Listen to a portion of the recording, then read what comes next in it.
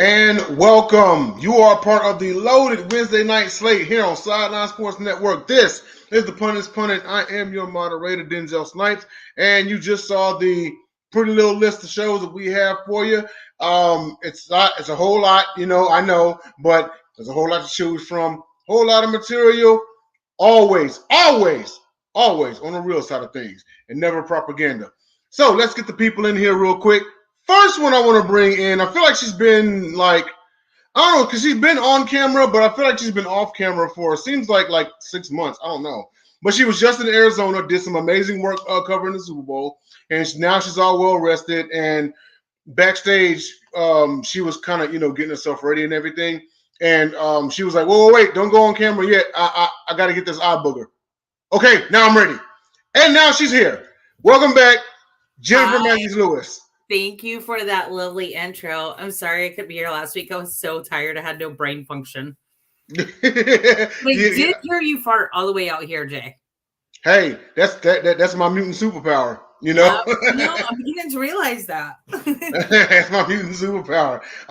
The next guy coming in, he is the architect of the Pundit's Pundit. He's also got a fairly new show called Pundit Views, which is on Mondays, where he does the latest and greatest and hottest one-on-one in-depth interviews with some people at Sideline Sports, some other guests on the outside. You never know who he's going to bring up to the panel. But come on in here, Jacob Christner. I do so many good things. I might even interview her dogs. I will let you, and it'll be a farting contest between them and Jay. Jacob, and they'll just lick a lot. Yeah, I know, right? And last but not least, coming on in here, he is coming right back to the show after a little stint out and everything. Hearts went out to him and everything, but he's back and he's ready to roll. And he is the captain. He's the, he's the whole sailboat at times, like you can put him out there. He's like one of those battleships that's kind of crash through the waves when, your wooden ship's kind of flying all over the place. He's like, no, he's built tough. I don't know how he feels about Fords, but he's Ford tough or something like it. But come on in here, Scott. I know you've been waiting to get back on the microphone. Man, you're a great moderator. He's from Detroit. They know the Oval. Oh yeah, don't I ever? Yeah, last week was a whirlwind with the unfortunate passing of my father-in-law, and I had to take care of business. And you're not going to Wisconsin to get Sundance at this time of the year, and then a quick turnaround over the Daytona 500. But no, glad to be back on the show. I was thinking about you guys flying back from Chicago, so I wish I could have been on, but it's pretty hard to do it from an airplane. But glad to be back. I feel like. It's a show I really take a whole lot of pride in, and when you have a supporting guest like I have with you guys, and who in their right mind wouldn't? And of course, we have a doubleheader tonight with Sports Exchange afterwards. So good to see you, Jennifer, Jacob, and Denzel. The triple crown class. So good stuff. All right.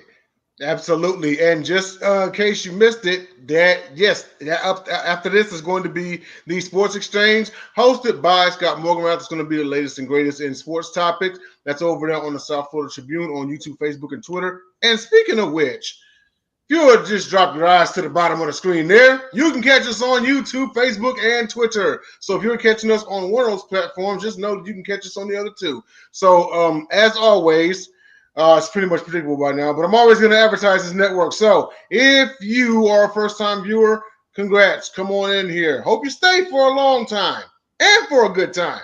So hit that like button, but also, more importantly, hit that subscribe button, because just like you saw in the beginning, the wonderful video that we have of all the shows on the network, because it's more than just us. It's the Gauntlet, it's Three Chicks in a Pod, it's Pundit Views, it's Sports Arena, it's Sideline Sports Show, it's the Cold Hard Truth, it's the Unfiltered Truth. Ball Don't Lie. We got a whole lot of shows out there, y'all. So please subscribe to Sideline Sports. Oh, go ahead, Jacob. And if you see me on Twitter, you'll see that Sarah Spain is my best friend. I swear. Oh boy. Oh man. Now that's another conversation for another time, because I caught both sides from both yours and Sarah Spain's, and I was like, oh man, and it begins. Jacob is burning the world down already. Yeah, I love it. But now's a good time to go into our. What'd you say? You and your drama. I love it. Hey, they'll change my name to Johnny as in Johnny Drama. Oh, he's in the entertainment business. What do you expect? All right, entourage reference. Yeah. I love it. Yep. Well, that's a good time to get on into our first topic of the night, and that is comparing American athletes to athletes around the world, all eras. Now, before we dive into this one, whose was this one? Jacob, this was you? Me. Okay, sweet. Before we dive into this one, I kind of want to bring up something similar, and that is this notion that whenever, I guess it's more credible for like the Stanley Cup champions to be called like world champions, because you have players, probably more players from around the world. I mean, yeah, basketball's got an argument, but like literally you have like USA versus world. Remember when the All-Star game, the NHL All-Star game used to be like United States versus the world or versus Northern Europe or something like that, you know? But for all the rest of them, notice that, okay, whoever wins the Super Bowl, whoever wins the World Series, whoever wins the NBA Finals, you know, we're world champions. And it's like, really? Because I didn't know we played South Africa. I didn't know we played Germany. I didn't know we played the Netherlands. I didn't know we played China, you know? Right. And I just wish, and this is just me, it sounds petty, I know, but I just wish that they would change it just to like league champions or United States champions, you know, because let's face it, these are United States-based teams with a couple in Canada, you know, unless it's hockey, then like pretty much half of them are in Canada. But you want to say North American champs? Okay, fine, I got no problem with that. But world champions, there's literally 5 other continents out there that you didn't play not a soul on there during the season, you know. I mean, I guess if, you know, they put an NFL team in London, but that's still 2 continents, you know what I mean? But going back to this right here, I was kind of bridging it home. Well, comparing the American athletes to athletes around the world, you know, I'm kind of wondering in what context here, because it depends on the sport. I'm not expecting anyone from, say, Russia to be really great at soccer, but I expect them to be really great at hockey. I don't expect Canadians to be real, you know, like native Canadians. I don't expect them to be really great at, like, say, basketball. I expect them to be really great at football or, you know, hockey, dare I say. So, Jen, I know you had something to say, so I'll start with you. What do you think about this whole thing? I mean, honestly, the USA leads the Olympic count. I mean, when you count medals.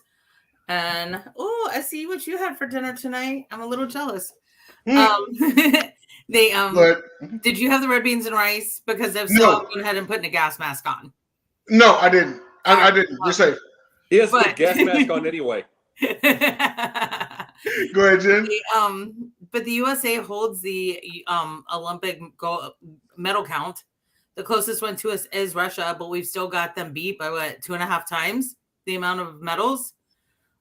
We also hold, like, even breaking that down, we hold the gold medal count. I think China holds the bronze, but I may be wrong. I may be wrong on that. But what's great about the United States athletes is, and I'll say this about European athletes as well, we are allowed to pick our sport and allowed to pick our drive and determination.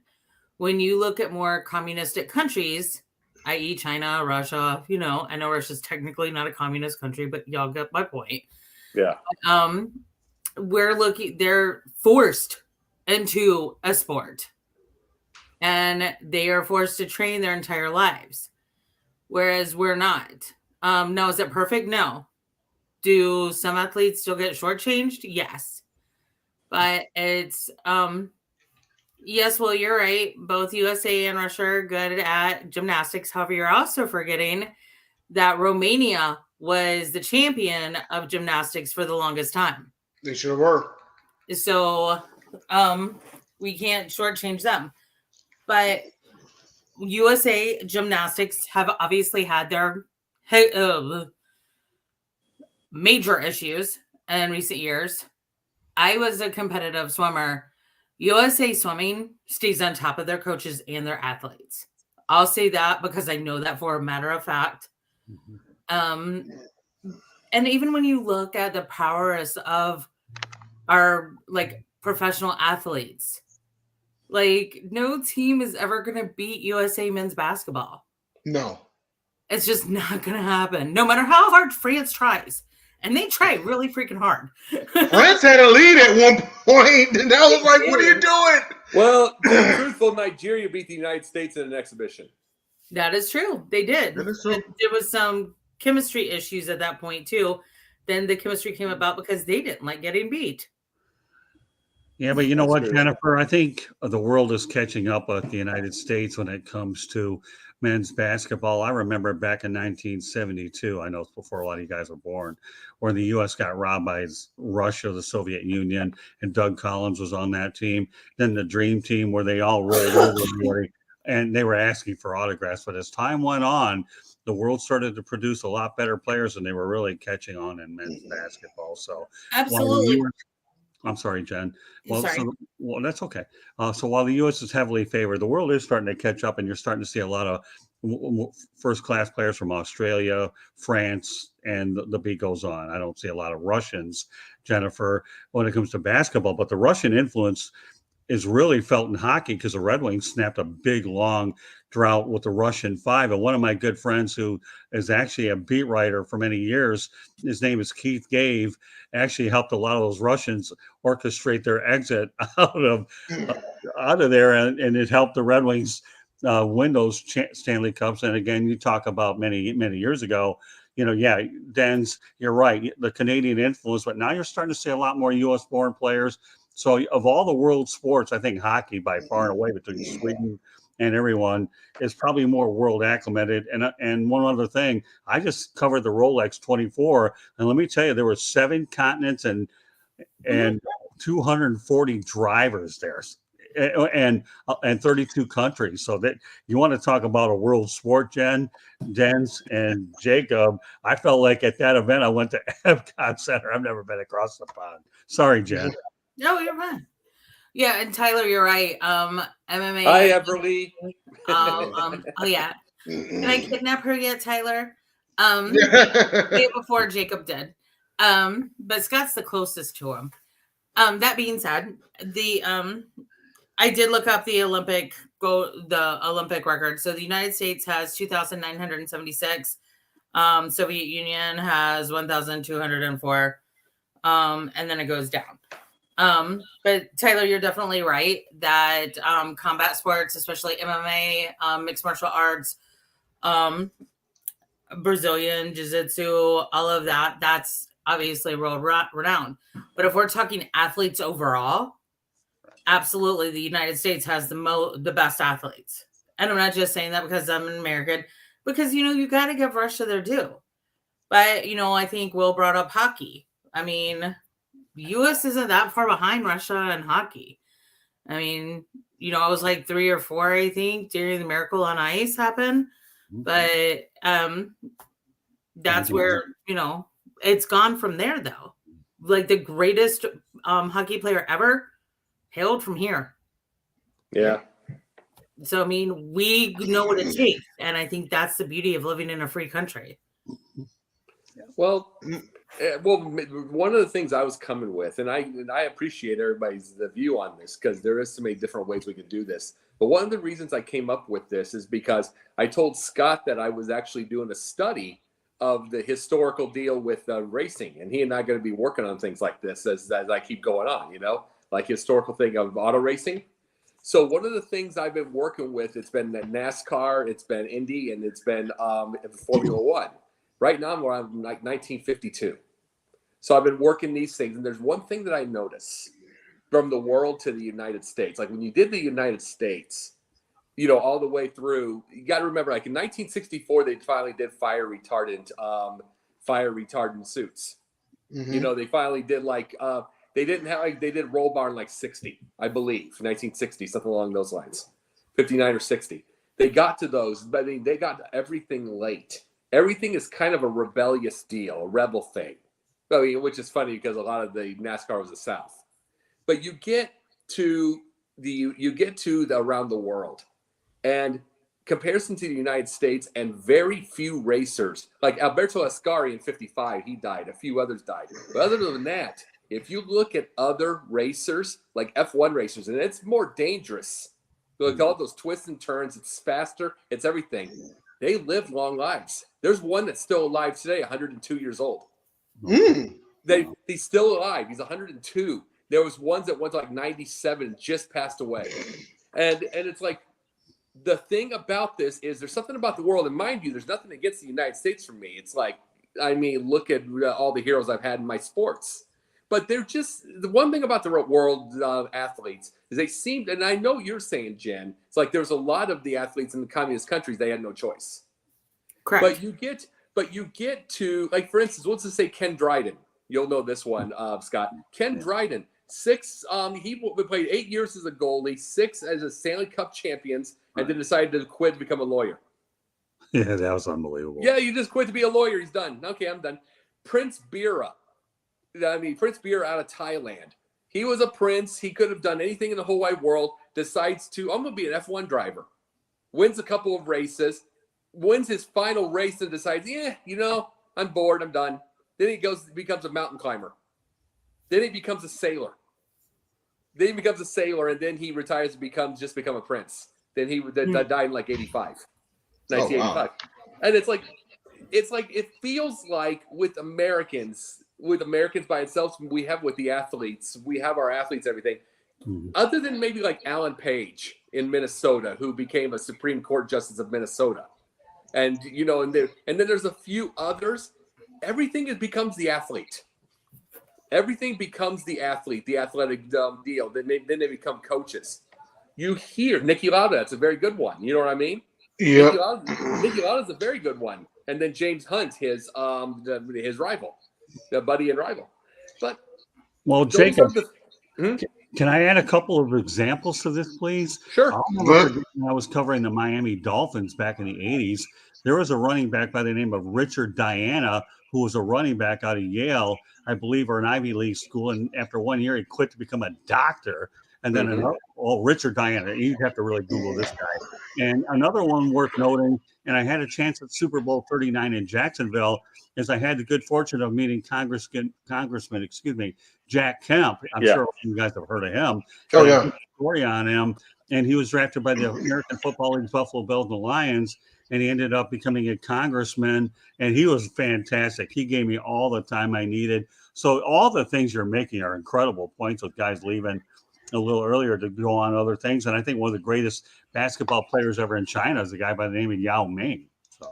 Oh, absolutely. And it's like, but I really believe that, Americans have our own examples, mind you. Right. But when I'm looking at around the world and I'm looking at all of these, you know what I'm saying? Mm-hmm. Very, very nice, Will. That's nice, That's definitely right. And it's like, when I look at those, it looks like that ones around the world, like specific athletes around the world, they have more interests, more hobbies, more everything. It's not like, okay, you win a title. Everything's a competition to them. It's not like there's a lot of athletes here in the United States that's like they've held on so long because it's all they know. Mm-hmm. You don't hear that too often. You don't hear too often around the world. You go, with athletes, they're usually other than maybe like you talk about the communist countries, Jen, where you have to go do this and they probably become a coach after. You look at this, a lot of things, they have other interests. Like I was bringing up the Prince of Thailand. Absolutely. Well, even look at Peanut Tillman, a player from both of our teams. FBI. Yep. After he retired, he went to the FBI. Mm-hmm. Look at, I'm going with my local references because this is what's been in the news in my newsfeed lately. But look at Devin Funchess. He's going out for the NBA right now because the NBA is a special league for retired NFL players to go try. So just because you're retired and like Julius Peppers, I think he was on several of our teams. Yep.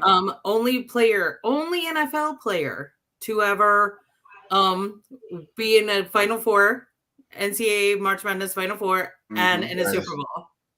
Wow. Huh, that's only player ever. Yep. Look at one of my favorite people, Charlie, if you're watching. Charlie Young. He was Philadelphia Eagles legend. Scott, I know you know that name.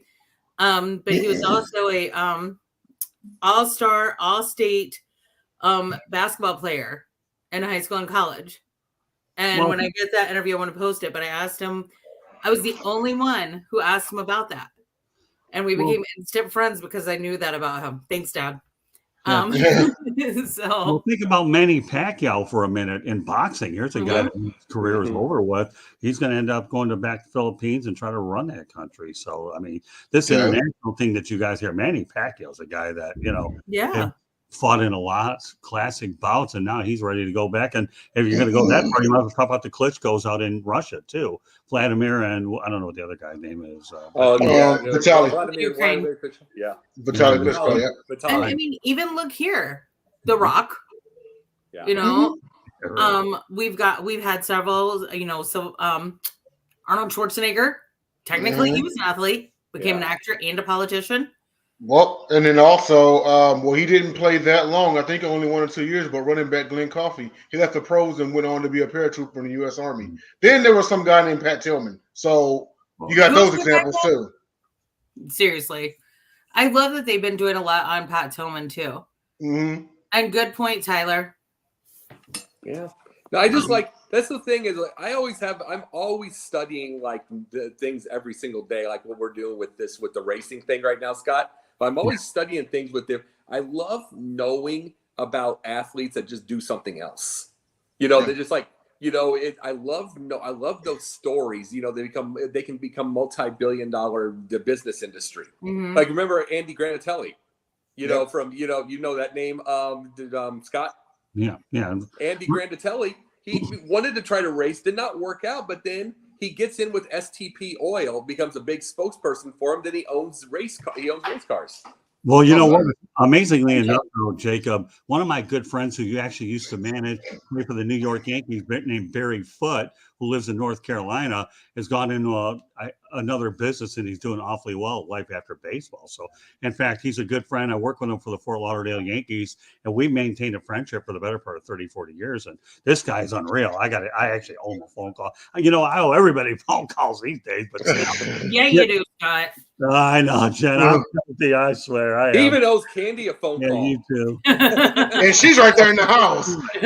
Well, let's say Barry Foote does some importing, exporting business in and out of Canada.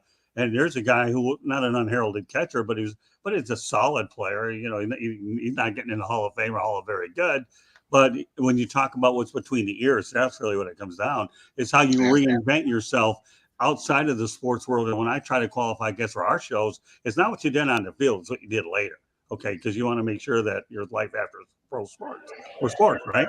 Absolutely. Right. Absolutely. Well, we spent like 23 minutes on this topic. We got to get on to our next topic here, and that is Jerick McKinnon's sacrifice for a Super Bowl ring. Jake, was this yours too? Yep. Okay. Lead this one off. I was trying to see where you're going from. When he slid at the 1 yard line. Oh yeah. Oh yeah. Okay. Yeah. That right there. The field goal. That right there, you could say, but I mean that's just strategy. But also at the same time, I see where you're coming from. He may never get back. The reason I brought that up is there's that whole thing. Remember when the Bears, and I was 7, but I remember it very well. The Bears were supposed to make 5-6 straight Super Bowls. They were supposed to be the dominance of everything, all that stuff. And no one thought about Walter Payton never getting a Super Bowl, touchdown because they thought he'd have about 3 or 4 more opportunities, and he never got the chance. And it's like this, you never know. You never know with all this. This could have been Jerick McKinnon's last shot, and he took the thing to go win the ring. And it's like instead of saying, "Oh, I had a Super Bowl," I mean, which it can be shallow. I mean, even Rex Grossman has a 5-yard Super Bowl pass. Yeah, for a touchdown. But number one, I think it's safe to say that the Chiefs are going to go back to a Super Bowl. If not next year, sometime in the next. But you're right. But you're right also because that backfield is rotating. It ain't the same backfield as when they won, 3 years ago or whatever. And if he blows a knee, we doesn't know if he blows a knee. We doesn't know. Yeah, exactly. But you know what? Honestly, I don't think McKinnon cares. I never thought he cared. Yeah. That is just the sacrifice you make to win a ball game. He would have done it in the regular season. Yeah. Exactly. And he said he would have done it in week 1. Play. He said we practice that play every single week. Every single week, yep. He said it's just a regular play. We wanted the TD. And you know what? And you know something? Good for him. And he's so humble about it. And that's what you get for having a veteran player on the team, because you go for the team, not for the individual glory. And that is such a thumbs up system in Kansas City. It's what I keep bringing up with Mahomes when he got drafted by the Chiefs. It's like when you've got Andy Reid and you've got let's see, Bieniemy, and you've got him. You know what I mean? You've got those types, and everybody. I mean, there was a time when he first got drafted, there was Tyreek Hill calling him possible garbage, and saying things like that, and it's like, but look what you can say with that. It's just development, proper development from a good, solid system that's out to win every single week, that expects to win every single week. My concern is Nagy going to be man enough to argue with Mahomes on the sideline, or is he going to cowtail? Oh, he's not kowtow. Oh, yeah. Reed's not. He's not. And I've said that to Carrie, and I've talked about this many times. Like, she has concerns about Nagy being the possible OC also. He's not that crazy to do so, because he doesn't like the unemployment line. They will get rid of him way faster than they would Mahomes. I promise you that. You don't remember that I said this? Amazingly enough, though, I once saw the Atlanta Falcons lose a game because they went for a touchdown with the Detroit Lions. Yes. Remember what I'm talking about, Dens? So yes. It was the running back. It was Todd Gurley. Yeah. I guess my memory ain't all that bad.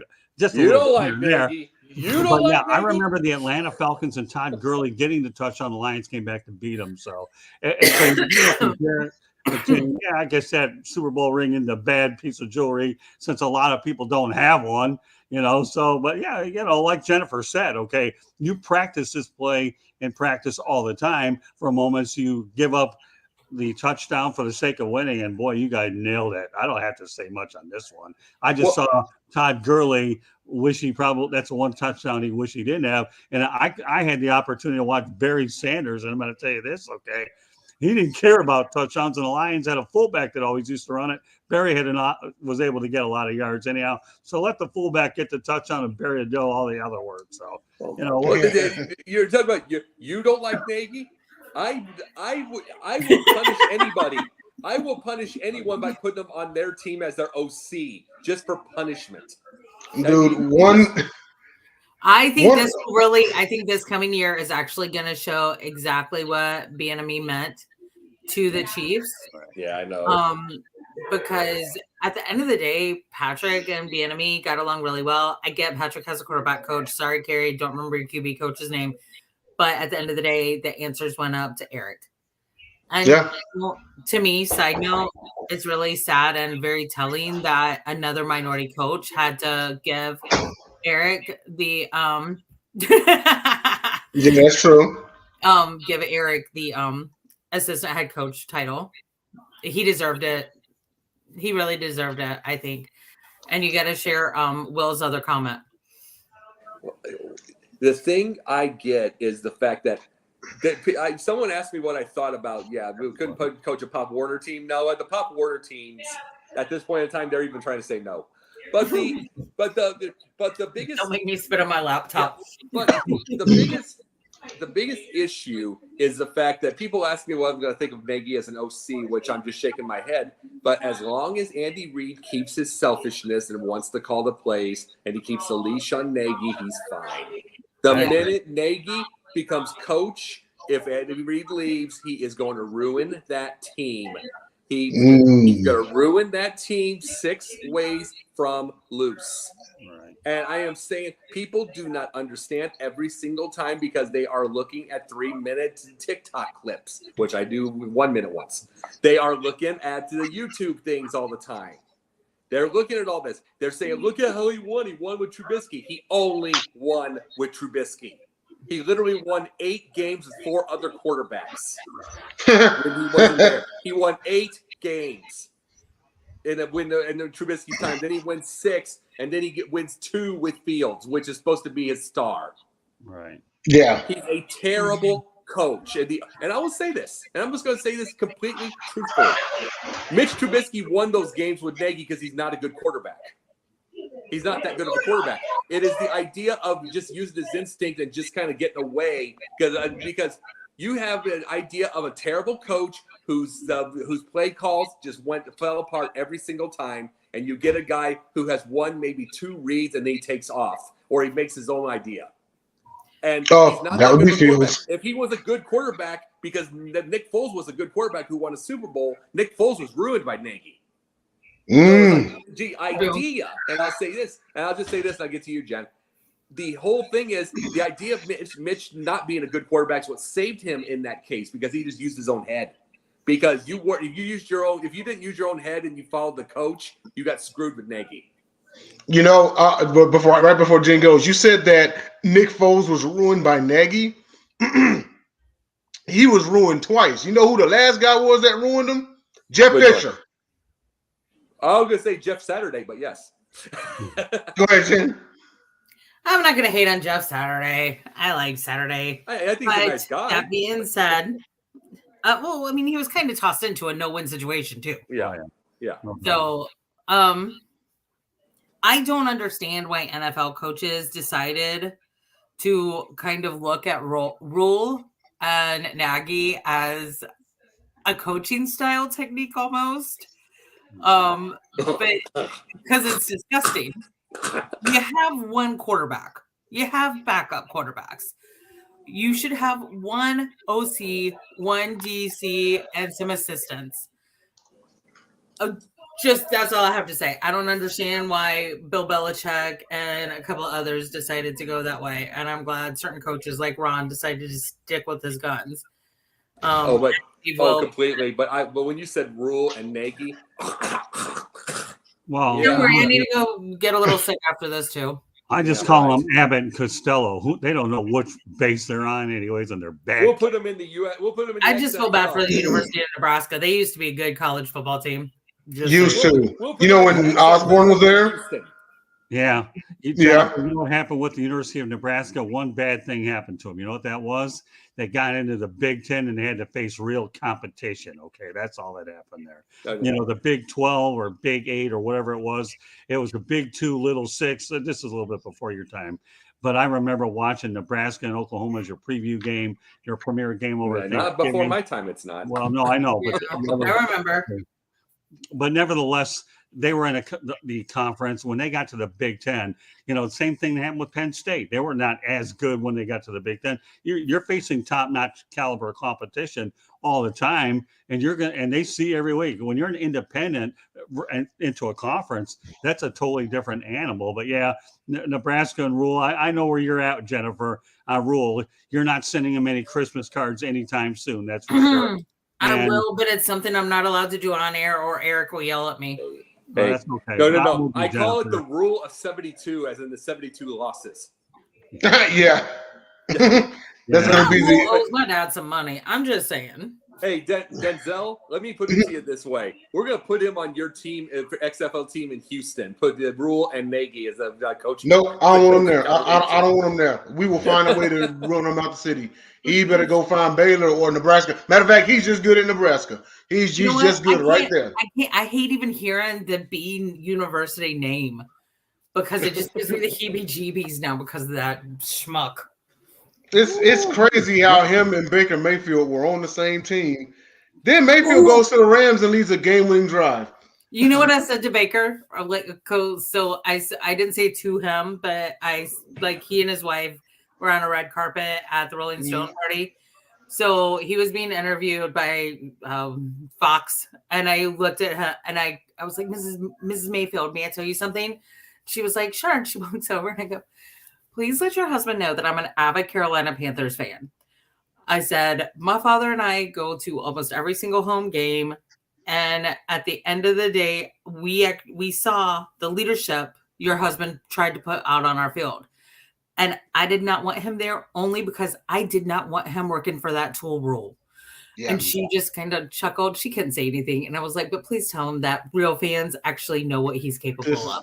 And you know what? Whenever you listen to like back then earlier in the season last year, when you listen to all the analysts and they're talking about Mayfield and his impact on the football, you cannot hold his time in Carolina against him, okay? Because Matt Rule was his head coach. You can't hold it against Sam. You can't hold it against Cam. You can't hold it against Eddie. You can't hold it against Baker. You can't hold it against PJ. Steve Wilkes comes in as the head coach and he makes freaking PJ and Sam Darnold look like starting caliber quarterbacks. They literally lost the division by one game. If Rule was still there, they'd be at the bottom. But you know what? If Mayfield gets fixed, if he does, if there's one guy, Sean McVay, who can do it because he's an offensive-minded quarterback.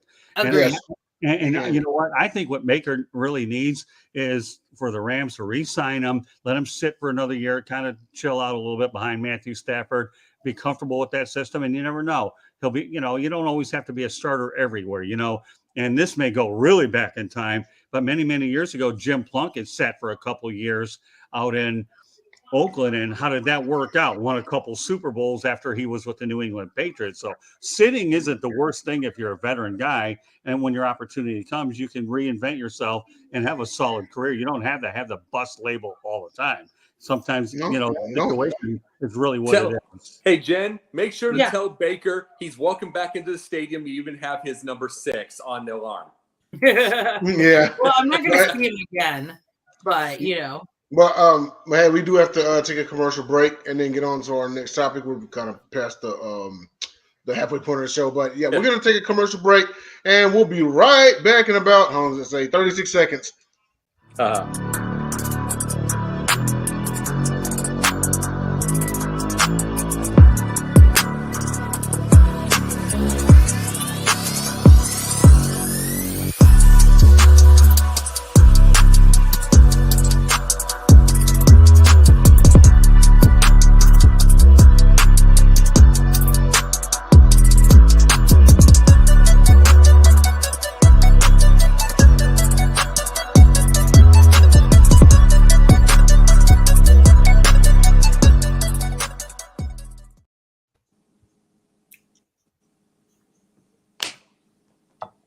Are we stopping now?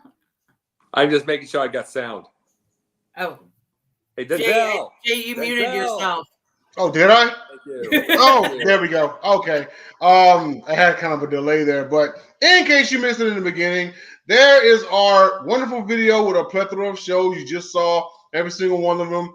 And of course, stay tuned for when each show comes on and whatnot. And if some of you all have us on Facebook already, on social media, you get notified whenever they come on. But those are all of our awesome shows at Sideline Sports. We've grown so much in a matter of about a year.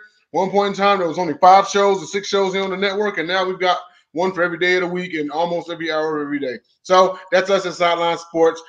Please subscribe to us. We've got awesome material, always updated 24/7. And now it's on to our third topic. Jacob, I know this was yours. And that is Willis McGahee and 9 other retired players arguing the NFL system for disability benefits is rigged. This I wholeheartedly agree with. I read an article about it some time ago. I'd say about probably a year or 2 ago. But not only is it rigged, it's rigged against a certain demographic. I don't need to tell you who it is. There has been. There's been, we'll just loosely say the Chinese. But anyway, but you know what? It's whenever you look at something like this, it's another form of systemic racism. And you talk about players who have given their bodies, granted, it's their livelihoods. So I'm going to argue and say, like, well, they got paid for it. Okay, yeah, sure.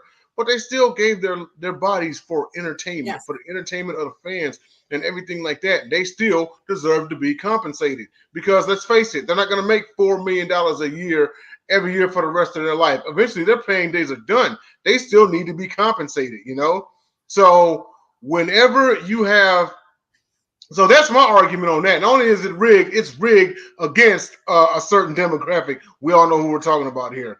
But there has to be change. There's got to be change in it. And I believe there was one incident where somebody won a lawsuit or something like that. I think Jake, you might know what I'm talking about. I think somebody won a lawsuit as of late with this exact topic right here. ABA. Or Jen, It you was might the know. ABA. They won a lawsuit. It was the ABA. Actually, it was not on this part, but it was the ABA. Yes, And, that's right. It sure was. It was the ABA, and they won the lawsuit and got their money and got their benefits and everything. The NBA now has to pay for the ABA players, which we talked about that. But one of the biggest things with the black players by itself, one of the biggest things that we have is the fact that because we have all of these, you get a Mike Ditka, you get a few other players. They were set all their lives. They set their own nonprofit to try to. I mean, there are players that they're getting their own nonprofit. It was supposed to be able to help them get through their lives. It ended up just helping them pay their bills. Mm-hmm. Just to help pay their bills. Now, it got to that point because he started trying to see what he could give. And it ends up that there was one or two of their players that they had to go, like from the Colts, like one of the tight ends, I forget his name. They had to go help pay his light bill. Wow. For the year and stuff like that. I mean, an NFL player, but Dick and his people had to do that. And the biggest problem we've got with something like this now is it's going to get worse because the pension has gone down $2,000. Oh, that's crazy. It was $5,200. Now it's $3,200. Look at the collective bargaining agreement. Once they get to that thing, they make concessions and they drop the pension. They dropped the pension price down $2,000. So it's like there's things like this. It's like you make concessions for something else, but that's not supposed to be a concession. That's not supposed to be a concession with these. And it's like these are rough things to watch. These are rough things to watch, especially with these guys take 20, 30 minutes to get out of bed every morning. Yeah. And then half of them can't think of anything. You think of Jim McMahon, who his brain is scrambled and gone, and people that want to have an interview with him have to find out if it's a good day or not. Pretty much. Because he gets serious headaches. No, who was the NFL player? I was just trying to Google it. Sorry. Who literally, like in the last couple of days, maybe week, but it's been the last couple of days, who made headlines because he was tweeting out that the medical staff for the NFL was not great and was garbage. Yeah. Which one was that? Which one was that? I can't remember. A current player. I feel like he plays for the same. Michael Thomas? It might have been Mike. Yes, it was Thomas. Yep. That's it. Okay. That's it. Yeah. Michael Thomas just came out. And that's on the heels of, medical staff literally bringing Damar Hamlin back to life. Literally bringing him back to life on the field. I mean, It is what it is. But that's, when he was tweeting that and saying all of that, I was like, what came into mind is the athletic trainer who went with Coach Rivera to Washington, but essentially completely misdiagnosed several players, including Graham Gano. And then also Washington came to mind again because of the player that's now at the 49ers, who was misdiagnosed to carcinogenic diagnosis. Oh, wow. That was a couple of years ago. Scott, do you remember who I'm talking about there? I see his face. I see his body. He's a mountain of a man. Shocker in the NFL. Doesn't ring a bell, Jen. Sorry. But yeah, because they told him he was didn't have it, but then he went to his actual doctor about a year or so later, and he was diagnosed. Will, I know you know who I'm talking about. Who am I talking about? Look it up for me. You're a good researcher. Thank you, Will. Trent Williams. Okay. It was Trent Williams. Yeah. Okay. Thank you, Will. Scott, go ahead. We do this on Pundit. I'm just saying this. I'll go to Scott in a second. I'm sorry about that, man. That's all right. We do this on Pundit because, and I'm saying this, anybody that's watching this for the first time, this is, and everybody's going to know this is diverse opinions, diverse everything. This is for a reason. It's because there shouldn't be a partisan thought process and something like this when it comes to people's lives. Mm-hmm. It should not be. Everything that we talk about. I mean, we've talked about the most Christian Republican in life, Tim Tebow. Mm-hmm. We've talked about that. We've talked about this. Things. these are things that need to be talked about, because the NFL is a multi-billion-dollar organization. Billions. You can't spend that much. You can't spend it unless you buy a team. Exactly. And then you also have the NFLPA that's supposed to be, subject adjacent, and they're supposed to be in charge, And hey, John. You've got everybody. All right. I love my man, John. We used to work together. We're buddies. John, I saw Wardell in Arizona. I stayed with him, just so you know. Okay, sorry. That was the thing Scott, that tripped me out about you know what I'm talking about here. Okay, ready for me? Yeah. Go ahead. Okay. No, that's okay. I just want to make sure everybody says what they have to say before I go ahead and say. The only thing I'll say about the NFL is this, okay? The average career span is much shorter than any other sport out there. So whatever they have, their monetary situation is magnified by a lot less than what the physical toll that they take, not only from what they do in the pros, mind you, okay? We're talking about Pop Warner, high school, college, and then when they get to the pros, and let me tell you, you think things are bad now, but when I was covering it back in the 80s and all that, 3-a-day practices and the way, remember, I don't watch a lot of movies, but the one movie I remember seeing, The Junction Boys with Bear Bryant, oh my goodness, if that wasn't a movie, yeah. I don't know. 1952. Yeah, well, whatever. Yeah, I think it occurred out in West Texas. But my point is, when you talk about the average career being 2 to 4 years, okay, with this pounding, then what Willis McGahee and these retired players are dealing with becomes magnified by that much more. You're not talking about an accumulative period for 8 to 12 years. A lot of your elite players, non-contact, will last longer. Well, don't tell me that about the defensive players, offensive linemen, and the ones taking a beating. And also the rules have changed considerably to make it a little bit, they don't have multiple hitting practices every week. So therefore the injuries aren't as bad. So to make a long story short, okay, Willis McGahee and the other retired players have an excellent point, and it is rigged, but you can't do a whole lot about it even if you want. Now, I will tell you what I've been reading all week, which is actually pretty cool, is Chad Ochocinco Johnson. Is that what he calls himself these days? Mm-hmm. Yeah. What he ended up doing is he saved a lot of money during his career, and made it last. I mean, I thought he was a showboat for a while, but the more I'm reading on this guy, the more I say, you know what, Chad, you're not so bad after all, because you're a thinking man here who tried to make sure that you only lived off of what you needed to do. And as a result, I respect him a lot more. In fact, I read today that for the first 2 years of his life in the league, he actually lived over at Paul Brown Stadium for a couple of years with his grandmother. Yeah, Jen, it's pretty interesting. That's cool. Yeah. Oh, I know. That's smart. It's really what it is.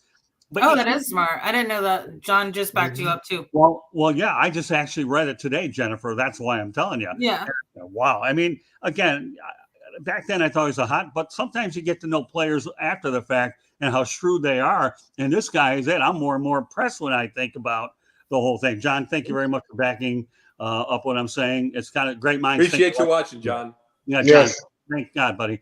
So my point is everything that you're saying with this topic is totally on point, and they have every reason to argue. But the problem is the NFL has been flawed. Why do you think you've had all these ongoing lawsuits after the fact anyways? I had a guy that used to play for the Michigan Panthers and the Dallas Cowboys that I've had on shows by the name of Michael Keller, who's actually one of those big you wouldn't hear about him, but he actually was at the Cowboys for a while.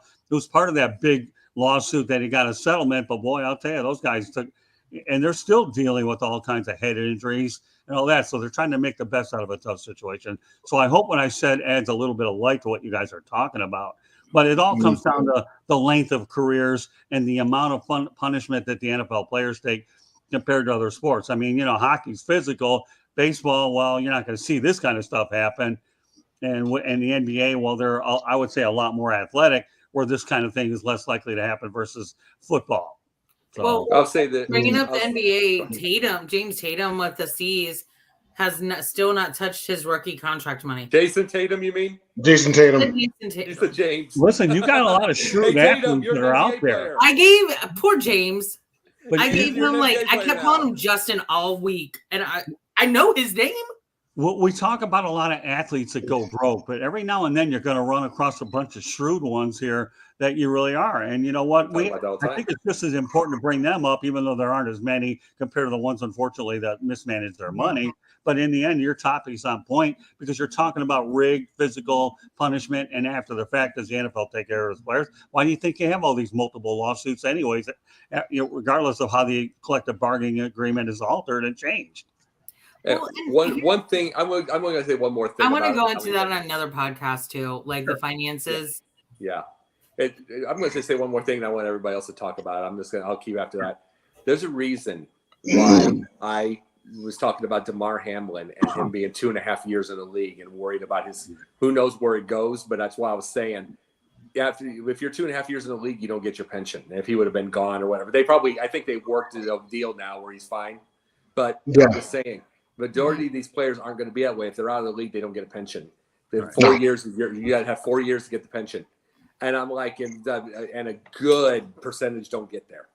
Good percentage don't get there. And it's why I think about. I don't think about things like fantasy players and men people think about. I don't think about, he's a bust. He's a this. If you've made 4 years in the league, 6-7 years in the league, you get your pension.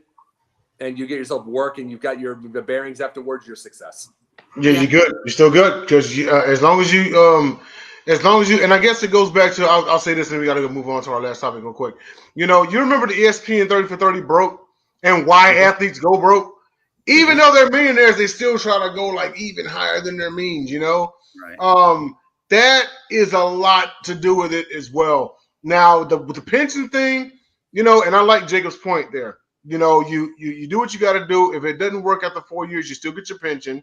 You're still going to have some money from whatever contract you sign, like rookie contract. You can still parlay it into something else. There are a lot. What's the percentage of NFL athletes in which their degree was business? They can actually put that to use, Right. Every other one, their major was business, some sort of business. Jen, what was that? Also a lot of really good YouTube videos. Some short, some long, or long for me because I lose interest after an hour usually. But there have been a couple of really good ones and how some of the players have lost their money and rebuilt it. Yeah. And we watched one last week, I think. Okay. Well, real quick, and this probably is going to be about 3 minutes because we got to get Scott over to the Sports Exchange. And me. Right. Yep, and Jacob. Carmelo Anthony, $750 million equity fund. Jake, this is yours also? You better believe it. And it's like this we're talking about with our money, with money and everything. Carmelo Anthony's been phenomenal business. Phenomenal. He and LeBron and Harden has been too, and KD has been too. They all have been. This was made. Also, WWE joined in. Yep. WWE joined in on this too. And the whole thing, and you notice they joined in, but notice they joined in with no Vince McMahon. You remember that, Jen? They joined in. Now we see. Oh, I did not know that. That's why I rolled my eyes because I really. Yeah, no. Vince is gone. Remember, Vince is not part of a thing, but this is Triple H's type of stuff. So, but no, Vince McMahon still. Yeah, well, he's still a part. Yeah, but I'm saying I understand what you're saying, but I mean it's like this is kind of the new thing, but it's like these are things that I don't think he'd be in, is what I'm saying. But he's in. But you know what they were just talking about? They talked about it. I'm going to read this part real fast to you about what the equity fund is. The goal in starting the fund is to move toward equity ownership of premier major league teams that invest $50 million to $100 million in businesses, teams, leagues, sports betting, and adjacent companies that are profitable or have a short-term path. You want to know what that is? That is someone like Carmelo, that's LeBron, that's these guys. They're trying to get people into black ownership in sports. That's their way of getting in. Do you know what bothers me with this? What's that?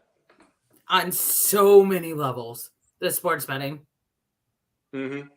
That bothers me on so many levels. When you need, having lived in New Mexico, we only tried this twice when we really needed some money. Because gambling's legal in New Mexico. So we went to the casino like twice when we were like barely rubbing 2 pennies together. Just to see if we could do well at the blackjack table. And when you need the money, you never win it. Right. Yep. And when you don't need the money is when you win it. That concerns me. Plus, that's going to feed into bad habits. I don't know. That one bothers me. I'm all about investing in businesses, sponsorships, all of that. The sports betting, that gives me concerns. Plus, there's Pete Rose can't get into the MLB Hall of Fame. Why? Exactly. No, it's hard not to go into sports betting because everything is sports betting now. It's like Jerry Jones in the AT&T Stadium has their own sports betting area. There's going to be colleges that have sports betting areas soon. It's like it's hard not to invest in it now. And you're right, Jen. Because you're going to be that. Go ahead, Scott. I'm sorry. Real quick, Scott, and then we got to wrap up. Go ahead. Yeah, let me tell you this many years ago, but thankfully it got fixed. Mickey Mantle and who's the other one? Mickey Mantle, Willie Mays got banned from MLB for a couple of years until that got straightened out too, because they were involved with betting as well. They weren't involved with betting, but they were, I think, like ushers or something like that. So they. Remember Art Schleister. Well, forget him; he's a train wreck. But yeah. But I'm talking about Willie Mays and Mickey Mantle were just handing out brochures and they were connected, and that was the whole thing. But that could be another show. But I'm just saying so. I do have one thing I want to say. I do have one thing I want to come up with one day when I say we do this for a whole show. I want to ask you folks before we go on. What if we print out, all of us, or get a chance of printing out these the collective bargaining agreement, if we can find it, or not even have to print it out, but just find it on an electronic device, read the thing, and make that our whole show. All right. Yeah, I'm good with what do you think of that idea, Jen? That's fine. But you actually trust me to read? Absolutely. I mean, I think you might be able to do more than 3 or 4 minutes. 3 or 4 words a minute. Remember one thing. I got 20/70 vision, so you kind of really need to pick up the slack. So. I'll send you my. And that's a cataract surgery, by the way. So, but that's what I was thinking of. Let's make that a whole show, and we read through. And let's look at how criminal some of it is. Yeah, exactly. We could pick it apart for a whole hour. I'm definitely down. Yeah. But, we do have to wrap up here. I'd like to thank everybody for watching the Pundit's Pundit. Now, get on your motor scooter and get on over to the South Florida Tribune, because the Sports Exchange is coming right up next, starring Scott, or hosted by Scott Morganroth, and then Jacob Christner is going to be right there beside him, along with a board of guests, and also it's Tribune South. That is. Oh, as a matter of fact, we'll just put it at the bottom of the screen here. At Tribune South. I swear. And then 13. And South Florida Tribune YouTube channel. Why isn't my Twitter? Well, yours is already on the screen, too. So, yeah. Jenna Cheryl, the professional fan. I added Add 3 Chicks in the pod. I don't know what happened. South Florida Tribune YouTube channel. That's where you're going to find it. I'll do it in a minute again. Well, for myself, Jen, Jacob, and Scott, see y'all later. See you in 7. Good night. Yep. Minutes.